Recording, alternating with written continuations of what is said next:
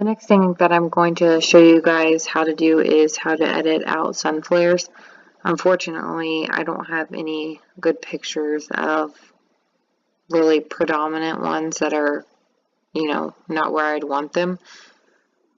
But this one was a throwaway because obviously it's out of focus because there was too much light. But there's a couple little sun flares on here. And I'm not sure if you guys can see my tools over here. For some reason, I don't think it's showing up. Actually, I wonder if I move them here, if you might be able to see them. I don't know. But what I would do first, there's a little bit on her dress here, and there's, a spot here, and a couple of spots here, and then, of course, one on her forehead, which is why I chose this particular one. But I always use the clone stamp. Sometimes the patch tool, but generally the clone stamp. And what you want to make sure you do is if it's on clothes or something with texture or highlights and shadows, is make sure you line things up and make sure you sample colors that are around the area. Because, for example, if I go up here and then I try and paint it on, you can see the blacks don't match. And then the other thing I always start off is just not working on my background layer. That way if I need to erase anything or step back, then it's not my background layer, so I can just erase it. So I would continue this wrinkle down here because that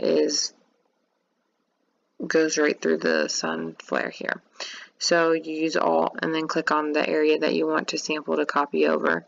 So you just paint it down and then come here and do this.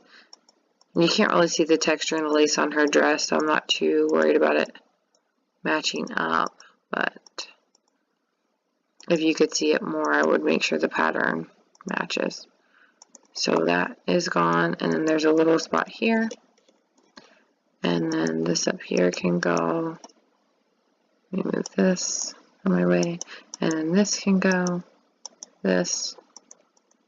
Or sometimes this is nice too if you have something that's just distracting. Like this is kind of distracting to my eye, so I would probably come in here and I think it's just kind of too big.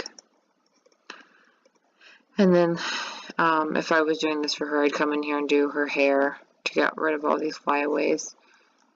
But then her face is what's going to be a little tougher to do, so I'm going to zoom in here. And again, you want to make sure when you're doing your clone stamp that you are copying the pattern so it goes right through her bangs. So I'm going to just make it really small and just come in here. It's kind of tedious, but you just want to make sure everything lines up right. And then there's a couple of different faces or tricks you can do when it's on faces. So then this, I would do a patch tool, which you're just going to circle the skin that you want to copy over here.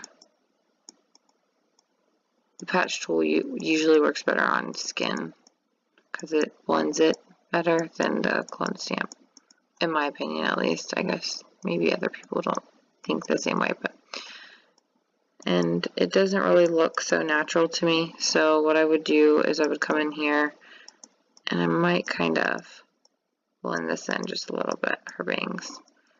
So then you can see the difference here on her face. The other thing you can do is use your blur tool to just kind of soften that edge where you're filling it in. And then she has a spot on her nose, so I would come in here with the patch tool and patch that. And then she has red eye, so I would go in there and take that out as well. And sometimes with the sunflowers, you want to kind of zoom in and pay attention because you can see there's a spot here too on her hair. So I would just come in here and clone that. There's a spot there on her dress and one here. And we'll zoom out and see what this looks like. And like I said, that one's kind of easy to do. That wasn't a hard, although there's a spot back there too. That one's not a hard sun flare, but sometimes they can be a little bit more predominant and dramatic, and so it might take a little bit more work, but that's how I do that. So you can see that's before and after. And her dress down, oh, I guess it doesn't look. There's a little spot here I would probably blend in on her dress at the bottom because it looks a little bit out of place, but you can see the difference between before and after. And hopefully that helps you guys.